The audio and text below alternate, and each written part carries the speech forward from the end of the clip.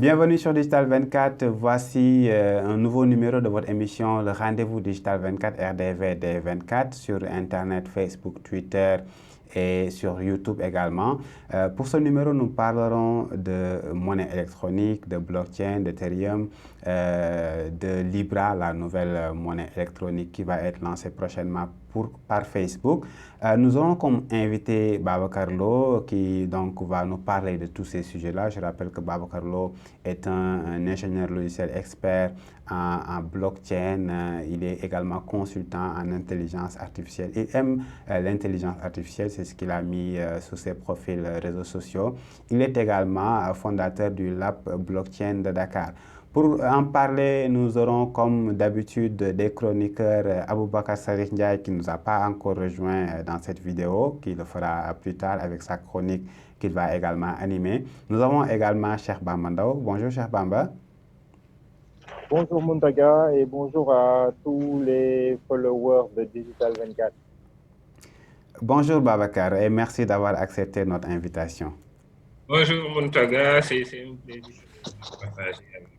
Merci beaucoup. Je rappelle à nos internautes la question de la semaine qui avait été posée lors de la première émission. La question consistait à savoir que pensez-vous? Pensez-vous justement que vous êtes en sécurité sur Internet? Donc 9% ont dit oui, ils pensent qu'ils sont en sécurité sur Internet. 68% par contre ont dit non, ils pensent qu'ils ne sont pas en sécurité sur Internet. Et 23% ont dit je ne sais pas. Pour dire tout simplement qu'effectivement, la majorité de ceux qui ont répondu à ce sondage pensent qu'ils ne sont pas en sécurité sur Internet. Qu'est-ce que cela te dit? Qu'est-ce que cela te fait, Cheikh Bamba? Bon, effectivement, il faut se dire que presque avec aujourd'hui, on avoisine les 9 millions d'utilisateurs Internet au Sénégal. De jour en jour, on voit des choses quand même assez déplaisantes. On voit de jour en jour des tweets qui sont données à travers les réseaux sociaux. On voit de jour en jour des informations qui sont postées au niveau des sites web dont on ne connaît pas la source. On voit de jour en jour aujourd'hui des profils Facebook qui sont détournés, des réseaux sociaux qui sont hackés, des sites qui sont attaqués, etc. Et donc, effectivement, ne pas se sentir en sécurité aujourd'hui sur Internet au Sénégal est une chose quand même assez partagée, dans la mesure où on voit chaque jour pratiquement une tollée sur Internet. Mais il faut se dire que même nous, utilisateurs avancés de Internet, on n'est jamais à 100% en sécurité sur Internet. Et donc, chaque jour, les événements qui se passent, qui se déroulent le prouvent.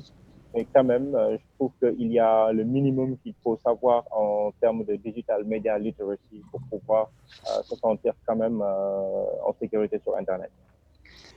Alors, je rappelle à nos internautes que dans cette émission, nous aurons plusieurs rubriques. Nous commencerons par la rubrique La Revue Hebdo, le résumé de l'actualité qui a donc de ce qui a fait l'actualité du secteur des technologies et du digital au Sénégal, en Afrique et dans le monde. Nous aurons la rubrique chronique qui sera animée par Aboubakar Sadikh Ndiaye, la rubrique Start to Focus, rendez-vous avec notre invité bien sûr, Babacar Lo. Et en dernier lieu, vous aurez la rubrique La boîte à outils animée par Cheikh Bamba Ndao. Je pense que Sadikh va nous rejoindre plus tard. Mais Cheikh Bamba, on démarre tout de suite la première rubrique, la revue hebdo.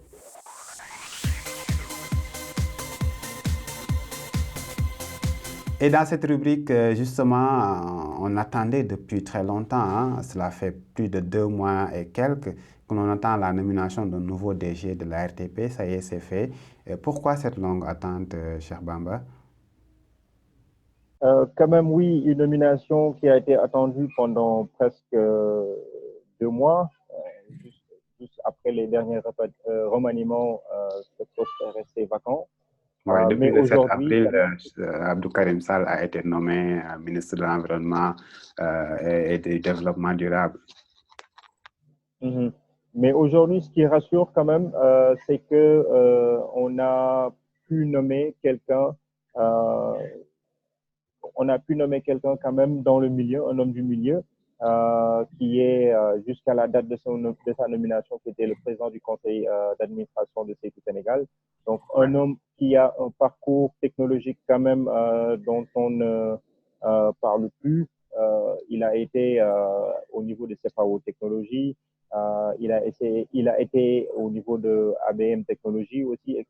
Bon, donc c'est un profil rassurant, un profil technique rassurant, dont on sait qu'aujourd'hui, il pourrait avoir une meilleure compréhension des enjeux au niveau de l'organe de régulation des télécoms ici au Sénégal, mais aussi quelqu'un qui pourrait techniquement aussi pouvoir répondre aux attentes de la population sénégalaise. Donc, un profil rassurant sur ce côté, que c'est un homme qui peut résoudre la situation du moment, mais aussi, d'un autre côté, une certaine crainte, vu son appartenance politique, etc. Donc, dans un passé très récent, on a eu l'article 27 qui a soulevé quand même beaucoup, voilà, beaucoup de questionnements, qui a fait couler beaucoup d'encre. Est-ce un homme qui comprend effectivement techniquement que ceci est possible et serait peut-être la main dictée de l'État du Sénégal en ce qui concerne la régulation de ce secteur tout au niveau d'Internet. Aujourd'hui, on voit les premières prémices et la question à se demander, c'est est-ce que M. Abdouli va pouvoir appliquer la politique de l'État en tout ce qui serait restriction d'Internet ici au Sénégal, ou sera-t-il en mesure de vraiment répondre aux acteurs du monde du numérique? Merci Cheikh Bamba. La seconde actualité dans la revue hebdo, c'est la dématérialisation avec l'ADIE qui accélère les procédures administratives.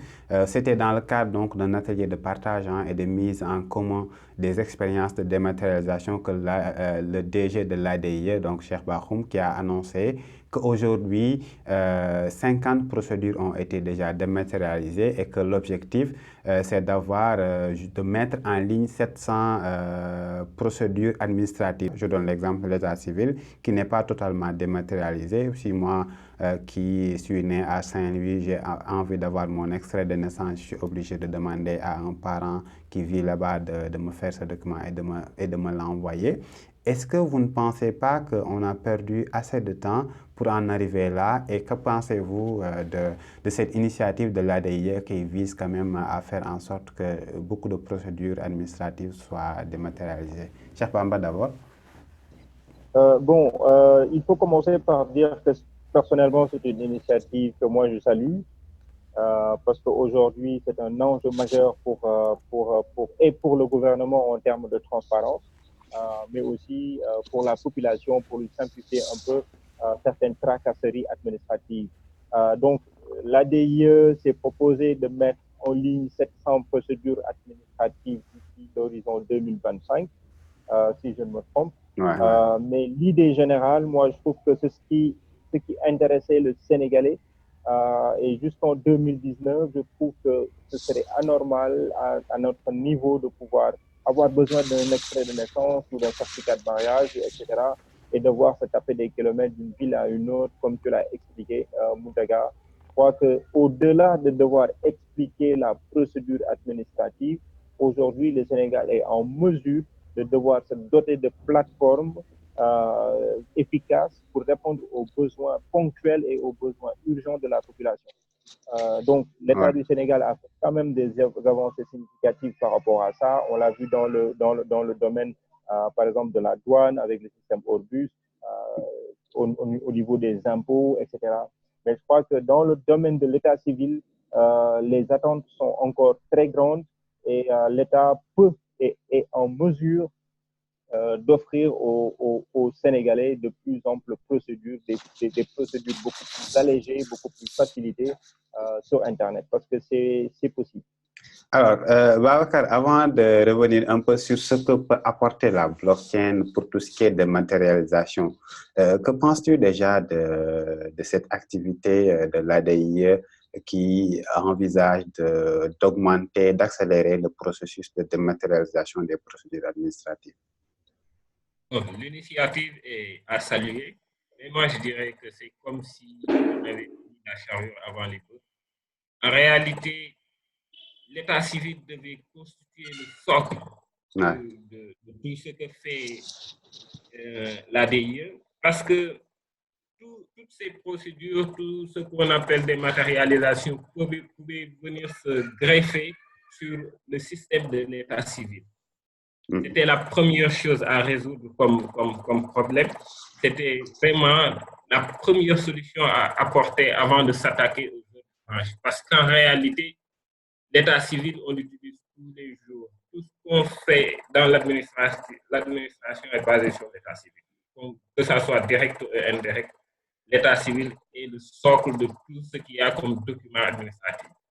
Donc, ce n'est pas trop tard, c'est bien, mais bon, c'est une question vraiment très importante qu'on devait résoudre bien avant les autres. C'est-à-dire que penses-tu de cette initiative à toi aussi?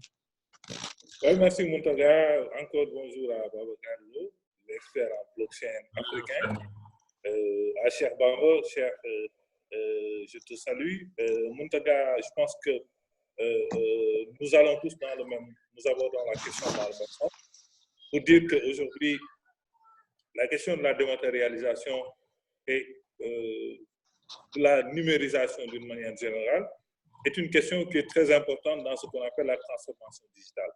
Il y a cet aspect, quitter tout ce qui est papier, tout ce qui est physique, vers tout ce qui est soft.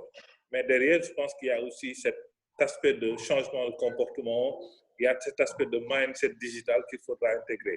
Et dans ce sens-là, je pense que même les procédures de dématérialisation devront suivre un certain nombre de choses incontournables.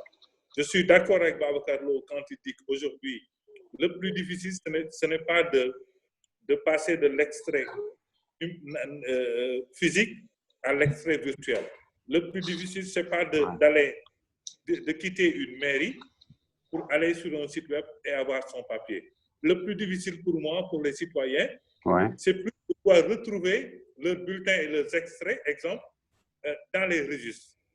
Et je pense que les bases de données et les technologies aujourd'hui qui gèrent les registres, qui gèrent les files d'attente, qui gèrent les bases de données, sont aujourd'hui pour la plupart des technologies obsolètes. Je pense que même si on arrive à cette dématérialisation, c'est une initiative à encourager, mais beaucoup de nos concitoyens seront confrontés à tel ou tel problème, c'est-à-dire on n'arrivera pas à trouver leurs extraits de naissance ou leurs papiers dans cette nouvelle vague de dématérialisation. On aura évolué, on aura franchi un pas, nous serons dans l'administration de 3.0 ou 4.0, mais beaucoup de gens ne pourront pas avoir le papier parce qu'on ne retrouvera pas justement leur numéro de registre parce que les bases de données ou la technologie qui est utilisée n'est pas adéquate pour pouvoir gérer ce genre de choses. Et je pense que la deuxième partie de l'émission avec Babacar Lo nous permettra de voir comment la blockchain peut permettre aujourd'hui d'avoir des technologies sur des technologies de registre, des bases de données, des listes, etc., qui seront ouvertes et infalsifiables.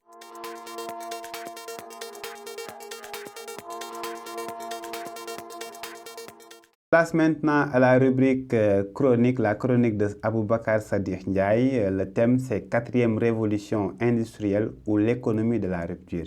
Sadikh, c'est à toi.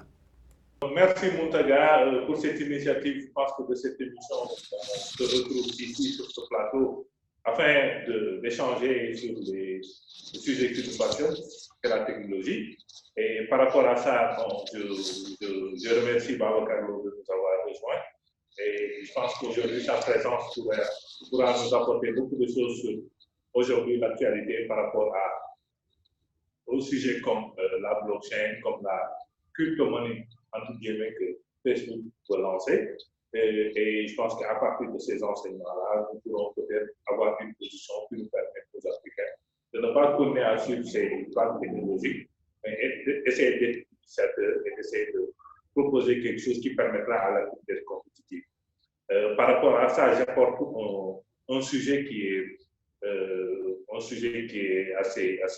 assez nouveau, qu'on appelle la transformation digitale.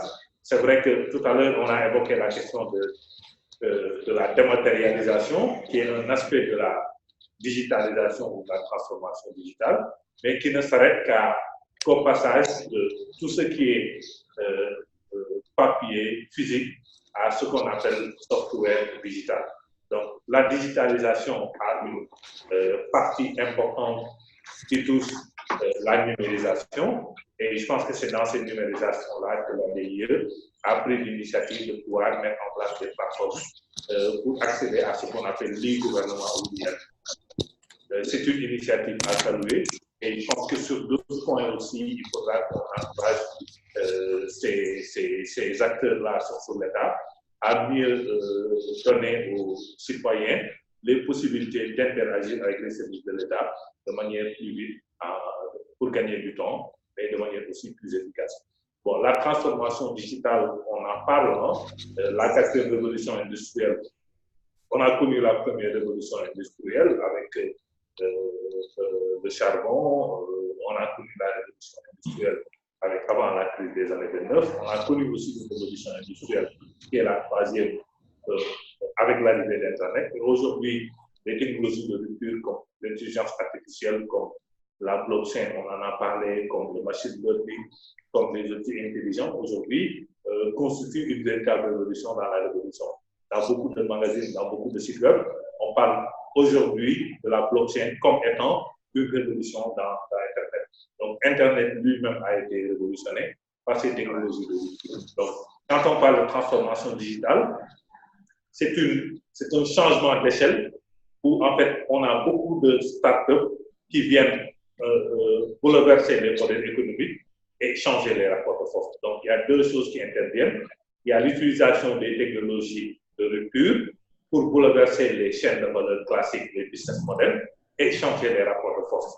Quand on voit quelqu'un comme Facebook dans le monde de la publicité, quand on voit quelqu'un comme Google dans le monde de la publicité, dans le monde de l'annonce, dans les réseaux publicitaires, on voit nettement qu'aujourd'hui, même dans les agences publicitaires, dans les grosses boîtes, les budgets de publicité qui étaient répartis entre la presse classique, la télévision, etc., l'affichage offline, de plus en plus, on intègre dans ces budgets-là une partie qui va essentiellement sur le digital, sur la partie Google Ads, sur la partie Facebook Ads, etc. Donc, il y a eu un changement de rapport de force dans le monde de la consommation, dans le monde de l'e-commerce, on voit quelqu'un comme Amazon, dans le monde même de l'information, où on voyait que c'était les magmas des médias comme des grandes télévisions, comme des groupes de presse classiques, des grands médias comme New York Times, etc., qui dominaient l'information. Aujourd'hui, on a de plus en plus des portails qui sont sur Internet, des petits groupes, des sites web, des applications qui aujourd'hui sont au cœur de l'information. Donc, il y a un changement même par rapport à la consommation de l'information. Et ce qu'on peut dire aujourd'hui, c'est que cette révolution industrielle, c'est une révolution qui est basée sur ce que j'appelle l'économie de rupture. C'est une économie où tout ce qui se conçoit bien suit un modèle bien défini, peut du jour au lendemain être disrupté pour disparaître ou pour donner un autre modèle. On a vu des entreprises comme Kodak qui n'ont pas pu survivre à ce modèle-là. On a vu, par exemple, aujourd'hui des banques et des sociétés d'assurance dans le domaine de la crypto-monnaie, du mobile banking d'une manière globale. Aujourd'hui, ils ont constaté l'arrivée de nouveaux acteurs au Sénégal, par exemple, et en Afrique. Si on prend l'exemple de Wari et de la Sonatel, Wari, c'est une petite boîte au départ, aujourd'hui une assez grosse boîte. On peut dire que c'est une start-up qui a atteint une scalabilité. Je ne veux pas dire que c'est une licorne, mais c'est une grosse pointure en termes de mobile banking, etc. Wari est venu sur un terrain où il n'existait que des banques, il n'existait que peut-être Western Union, quelques acteurs en fait du transfert d'argent, et a disrupté le modèle existant en utilisant le téléphone mobile, qui est un outil très partagé en Afrique, et en s'imposant comme un acteur aujourd'hui dans la finance, dans la banque, dans les transferts banques, dans le transfert d'argent, dans les transactions bancaires et non bancaires. Quelqu'un comme Orange qui était connu dans le domaine des télécommunications, qui était connu dans la data, dans la voie, aujourd'hui est en train de passer sa voie dans tout ce qui est mobile banking, dans tout ce qui est écosystème de la fintech. Pour dire qu'aujourd'hui, ce métier classique qui était destiné aux banques, aux sociétés de transfert d'argent, est aujourd'hui un métier où de très grosses pointures comme Orange, qui n'étaient pas censées se déployer et réussir dans ce domaine-là, l'ont fait. Des gens comme Wari, d'autres acteurs sont en train de chercher leur place dans cet écosystème pour dire que tout simplement, il y a une règle qui gouverne cet écosystème-là et cette évolution.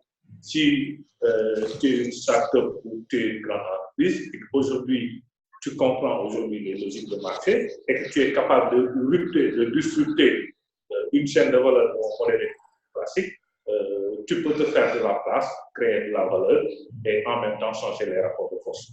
Et je pense que aujourd'hui, c'est un avertissement entre guillemets que les banques ont reçu de ces deux sociétés-là que j'ai citées comme exemple. Dans d'autres domaines aussi, dans le domaine par exemple de la livraison, dans le domaine du commerce, etc., on voit de plus en plus de jeunes acteurs, des startups, des petites sociétés organisées, des sociétés qui ont développé un business unique pour se positionner parce que l'idée de la rupture, de l'économie de rupture, c'est pas tout simplement de partir à zéro. L'exemple d'Orange est un exemple qui est magnifique à montrer parce qu'Orange, c'est pas une société qui part de zéro dans le domaine de la fintech. C'est une société qui existe, qui continue à exister, qui fait ses activités dans le domaine de la télécommunication, dans le domaine de l'Internet, mais qui, en plus de ça, a sorti une business unit pour faire de la finance. Donc, contrairement à Wari, qui a démarré avec ça et qui, aujourd'hui, a sa place dans cette économie. Cette économie, aujourd'hui, du mobile banking, qui est une économie en plein essor, dirigée et conduite avec des technologies classiques qui permettent de transférer de l'argent, que ce soit le USSD, que ce soit par application, etc., va aussi être bouleversée avec l'arrivée de la blockchain.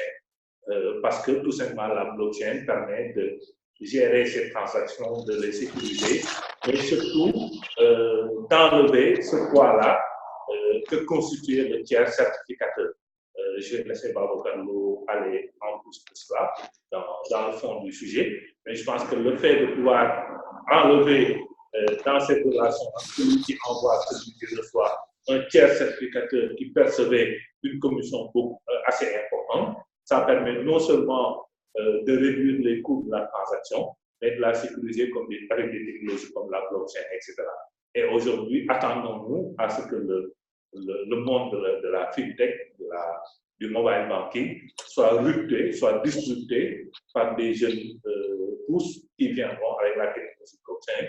Si l'État suit, si les organismes de régulation suivent, pour permettre aujourd'hui de créer de nouveaux emplois, d'explorer de nouveaux chantiers, mais aussi de permettre à des jeunes de pouvoir être actifs dans la vraie vie et de nous montrer tout le potentiel qu'ils ont et ce qu'ils ont envie de montrer et de créer en termes d'emploi, en termes de technologie, etc. Donc aujourd'hui, je ferai juste une petite introduction par rapport à ça. Et pour réussir dans ce monde de la transformation digitale, dans cette économie de rupture, il faudra continuer à écouter le marché, à écouter le client pour savoir quels sont les vrais attentes du client, à faire un peu de veille pour savoir qu'est-ce qui marche ailleurs, quelles sont aujourd'hui les technologies qui sont capables d'impacter mon environnement, qui sont capables d'impacter mon business model, faire de la recherche-développement et être audacieux. Donc, je pense que si on combine ces préalables-là, toute société aujourd'hui qui a les bases technologiques pour avoir une solution sur le plan technologique est capable de passer de cette idée technologique à cette idée commerciale avec une compréhension du marché, avec aussi un marché financier qui suit, parce qu'il faut quelques investisseurs, il faut que l'État suive aussi. Je pense qu'aujourd'hui, c'est un monde qui promet mieux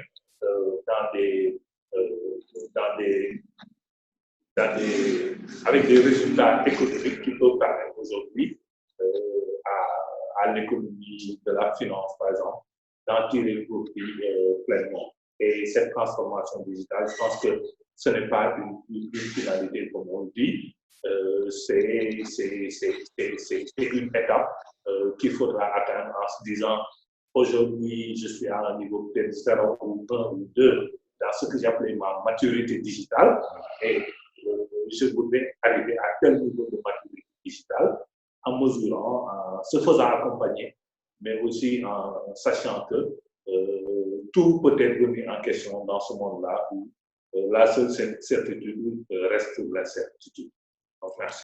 Merci beaucoup Sadir pour quand même cette intéressante chronique. Je rappelle à nos internautes qu'ils peuvent participer aux échanges, aux débats en commentant la vidéo, que ce soit sur Facebook, sur YouTube, sur nos autres réseaux sociaux, LinkedIn et Twitter.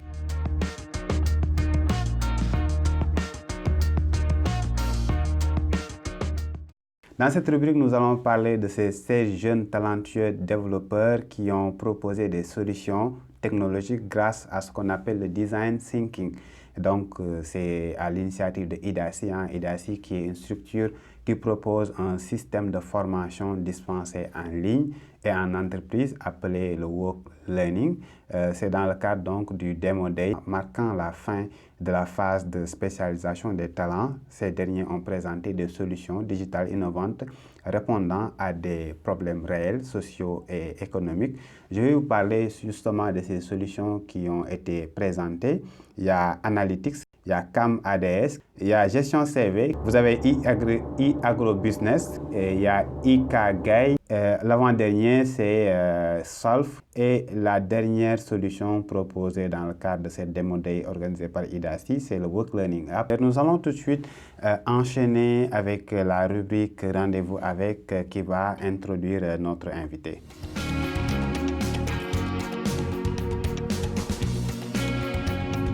Notre invité de cette émission s'appelle Babacar Lo, comme on l'avait présenté au début. Il est ingénieur logiciel, consultant spécialiste en blockchain, en crypto-monnaie. Il aime l'intelligence artificielle et il est le fondateur du Lab Blockchain de Dakar. Babacar, encore une fois, merci d'avoir accepté notre invitation pour le Rendez-vous Digital 24. Merci Montaga, c'est un grand plaisir de pouvoir partager avec vous, Sadir, Bamba. Merci beaucoup. Babacar, tu es quelqu'un, si on te suit sur Facebook ou sur les autres réseaux, on sait que tu parles beaucoup de blockchain. Pour le grand public, si tu devais donner une explication, je dirais terre à terre de la blockchain, c'est quoi exactement? La meilleure définition, la plus simple qu'on a de la blockchain, c'est une technologie de stockage. C'est une bonne définition, bien que réducteur. Maintenant, pour comprendre réellement qu'est-ce qu'est la blockchain, il faut se baser sur la définition du Bitcoin, la première application de la blockchain. C'est un ensemble de technologies et de procédés qui posent les bases d'une monnaie électronique, mais en réalité, c'est beaucoup plus que ça. La blockchain, c'est juste une partie de la technologie Bitcoin, si vous l'appelez technologie. OK. Et donc, la blockchain, elle peut s'appliquer sur pas mal de sujets, par exemple pour les élections, c'est-à-dire l'a évoqué tout à l'heure, sur quelques cas d'utilisation de la blockchain. Sur le Medium, récemment, tu as fait un post pour un peu expliquer les avantages qui pouvaient être tirés en utilisant la blockchain sur l'économie du pétrole et du gaz. Est-ce que tu peux davantage expliquer cela? Comment on peut utiliser la blockchain dans ces secteurs d'activité? Voilà, cet aspect de la blockchain, c'est une évolution. Après la sortie de Bitcoin, il y a eu Vitalik Buterin qui s'est rappelé de quelques travaux d'un cryptographe, Nick Szabo, qui avait défini tout ce qui était concept de smart contract bien avant, en 98, et qu'il avait classé quelque part ses travaux. Il s'est rendu compte qu'on pouvait implémenter cette technologie-là sur les technologies de la blockchain qui était sortie avec Bitcoin, qu'on arrivait à avoir une nouvelle plateforme logicielle, c'est-à-dire c'est construire un ordinateur universel, une machine virtuelle sur laquelle on peut déployer des applications et exécuter des applications. Parce que ce qu'on appelle en réalité les smart contracts, c'est des applications, c'est des scripts. C'est cet aspect-là qui a donné naissance à cette deuxième génération de blockchain qui donne naissance à une vraie disruption dans le monde logiciel, mais aussi dans tous les secteurs de l'économie. D'où cette révolution qui, aujourd'hui, la blockchain peut être exploitée dans tous les secteurs de l'économie grâce à ces travaux de Nick Szabo, grâce à cette implémentation des travaux de Nick Szabo par le jeune Vitalik Buterin. C'est ce qu'on appelle les smart contracts. Voilà, les smart contracts, c'est des petits logiciels qu'on exécute sur la blockchain en réalité, sur le réseau. C'est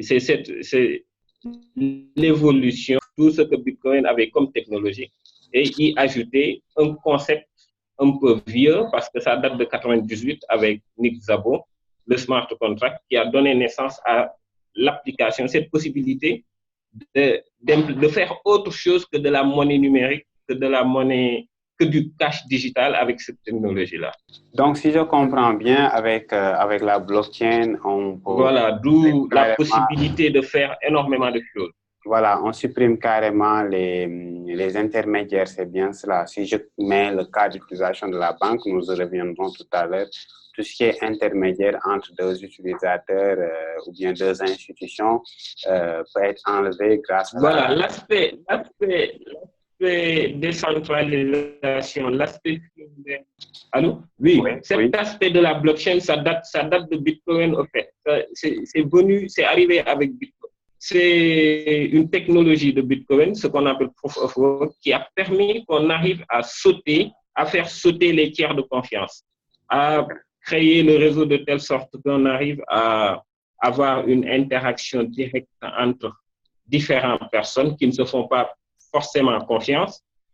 C'est comme pour faire le commerce en ligne, pour envoyer de l'argent, on avait tout le temps besoin d'un tiers de confiance. On avait besoin du gouvernement et des banques pour garantir cette transaction-là.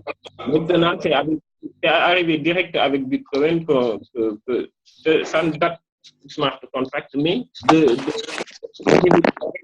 la première génération de blockchain a permis de faire sauter tout ce qui était tiers de confiance en réalité. Alors maintenant, ce qui a permis l'évolution vers les smart contracts. Allô? Oui, c'est bon. Il y a eu juste l'écran qui s'est figé un moment. Maintenant, parlons un peu mieux de Bitcoin qui, dans une définition simple, c'est carrément une crypto-monnaie, quoi. C'est bien cela.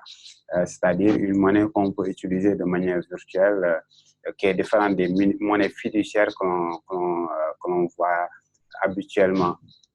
Aujourd'hui, combien coûte, je dirais, un Bitcoin, ou bien un Bitcoin peut s'échanger avec combien de dollars ou d'euros?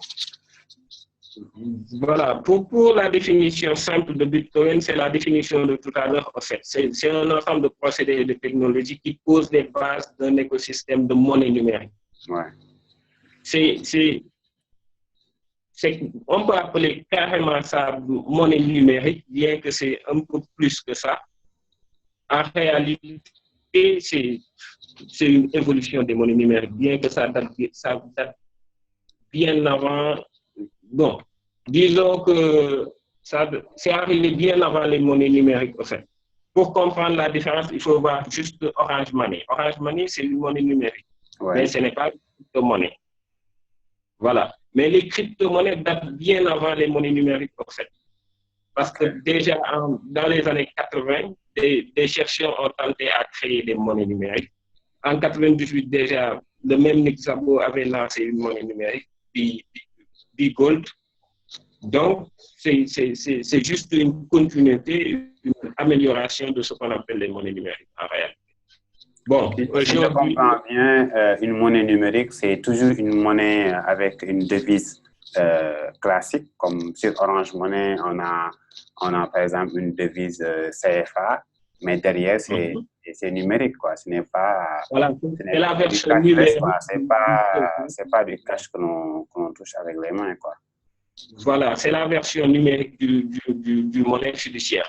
Mais actuellement, il existe ce qu'on appelle les stablecoins. Les stablecoins se comportent comme les monnaies numériques classiques parce que c'est adossé sur une monnaie étatique, par exemple, sur le CFA. On peut faire un stablecoin sur le CFA. Mais c'est toujours pas la même chose. Là, on a une monnaie numérique adossée sur une monnaie fiduciaire. C'est ce qu'on appelle les stablecoins. Donc, il y a toujours une petite différence. Voilà. Concernant actuellement le cours, l'évaluation du Bitcoin, hier, on était à 12 000 €. On peut considérer qu'il y a une nouvelle chute qui est amorcée là. OK, depuis que Facebook a annoncé le lancement de sa monnaie numérique, crypto-monnaie, déjà, le Libra, donc je parlais de Facebook, c'est une monnaie numérique ou bien c'est une crypto-monnaie? La première question. En fait, le Libra, on va appeler ça comme les stablecoins, en fait. Okay. C'est une monnaie numérique. Voilà, c'est comme j'expliquais tout à l'heure. Ça fait partie des stablecoins. C'est comme si on prenait Bitcoin et on le fixe sur le dollar. OK. Et le Libra, il sera... Voilà, c'est comme FEJ. Quelle monnaie aujourd'hui, quand il sera lancé, bien sûr, en 2020? Je pense que ça va être sur le dollar, au fait. Quand on dit fixé, c'est comme le CFA et l'euro, quoi. C'est-à-dire, on va dire 1 Libra égale 1 $, ça ne va pas changer, ou bien il y aura des variations entre le dollar, comme c'est le cas entre le dollar et l'euro. Voilà, exactement. C'est ce que ça va donner, quoi. On aura 1 Libra égale 1 $. OK. Très bien.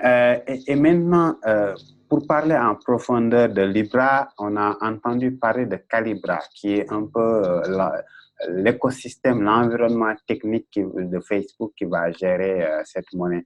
Est-ce que tu peux mieux nous expliquer le Calibra, les fonctionnalités, etc.? En fait, considérez ça comme une wallet, en réalité. Un portefeuille électronique, quoi.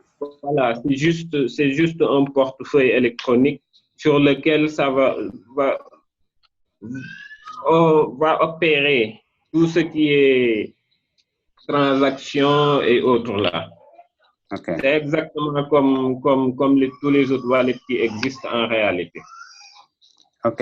Et est-ce qu'il y a des risques si on utilise demain Libra, si on sait que c'est un produit de Facebook et que Facebook n'est pas sain, hein, en ce qui concerne les données personnelles et tout, on a connu des scandales. Est-ce que tu penses que cette initiative de Facebook connaîtra un succès malgré ces 2,5 milliards d'utilisateurs? Oui, je pense que y a de très bonnes chances que ça va être un succès, un grand succès même. Bon, personnellement, je pense que les risques sont énormes parce que si on prend l'exemple, si on se réfère à Bitcoin, par exemple, c'est une monnaie décentralisée qui est carrément libre d'accès, qui est résistant à tout ce qui est censure. Ouais. Ce n'est pas le cas de Libra. Libra donne l'aspect open source. Ouais. En réalité, ce n'est pas open source. Libra prétend être décentralisé. En réalité, en observant tout ce qu'il y a sous le capot, ce n'est pas décentralisé et ce n'est pas neutre aussi. Facebook peut se lever et fermer votre compte du jour au lendemain, sans vous donner des explications. Déjà, si on voit qu'aujourd'hui Facebook bloque certains utilisateurs, surtout sénégalais, sur certaines fonctionnalités, si un jour on applique le même procédé sur ceux qui ont migré tout leur argent dans un wallet chez Libra, est-ce que le risque ne serait pas plus grand parce que c'est de l'argent qui sera dépensé et tout, quoi? Bon, je pense que les risques vont se situer à d'autres niveaux. Ça ne va pas être la même chose que ce que nous sommes en train de... Nous subissons actuellement avec Facebook, les comptes qu'on bloque, les fonctionnalités qu'on bloque, mais il y aura des risques similaires, mais à d'autres niveaux. Au niveau du wallet, par exemple. On peut du jour au lendemain nous dire que le wallet a été piraté et que ce n'est pas la faute à Facebook, c'est la faute de la manière dont nous utilisons nos wallets, c'est la faute dont nous gardons nos cryptos, nous les utilisons. C'est à d'autres niveaux, mais le risque est là et c'est énorme. Alors, ils sont en train de travailler sur ces aspects-là, mais ça ne va pas être les mêmes risques, mais il y aura quand même des risques, beaucoup même. Alors, avant de terminer, Babacar, je rappelle à nos internautes que nous reviendrons dans une émission spéciale avec un autre invité sur ces blocages-là que nous subissons ces derniers temps sur Facebook. Je rappelle également à nos internautes qu'ils peuvent participer à cette émission en commentant la vidéo avec le hashtag RDVD24, que ce soit sur YouTube, sur Facebook, sur Twitter ou sur LinkedIn. Babacar, dans ce projet de Facebook, on a vu quand même beaucoup d'acteurs qui participent dans ce projet. Vous avez Visa, vous avez PayPal, on a vu également même Xavier Niel, qui est le propriétaire de Free, qui participe dans le consortium qui a acheté Tigo au Sénégal ces derniers temps. Donc, le fait que Facebook ait pu réunir de grands acteurs dans son projet, c'est un avantage ou un risque? Ce n'est pas un risque, c'est un avantage. Ça va résoudre un problème qu'on constitue le Coven, ce qui va être le problème d'adoption et de scalabilité aussi. Mais en réalité, tous ces adhésions-là, ça se résume facilement. C'est une opportunité. Vu les progrès qu'on fait avec la blockchain qui commence à être mature, Ethereum et d'autres plateformes qui sont en train de tout changer, tout bouleverser, c'est comme si on tendait la perche à quelqu'un qui se noie en réalité. Automatiquement, ils vont sauter dessus. C'est une opportunité pour ces géants-là de s'allier à Facebook. Parce qu'ils ne peuvent pas rivaliser en réalité avec Bitcoin ou bien encore Ethereum ou les autres crypto-monnaies qui se lancent de main ouverte. Ils sont obligés de s'allier, de ne pas rater le coche en réalité. C'est ce qui se passe. C'est une opportunité pour eux et c'est un avantage pour Facebook aussi. Merci beaucoup, Babacar Lo. Je pense que c'était très clair et ça nous a vraiment permis de cerner le sujet sur la crypto-monnaie, la monnaie numérique et surtout sur Libra, le projet de monnaie numérique de Facebook.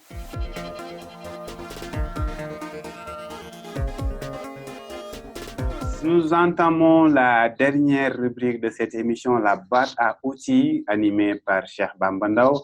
Cheikh Bamba, aujourd'hui, tu vas nous parler de Lumen5, qui est un outil qui transforme vos articles en vidéo.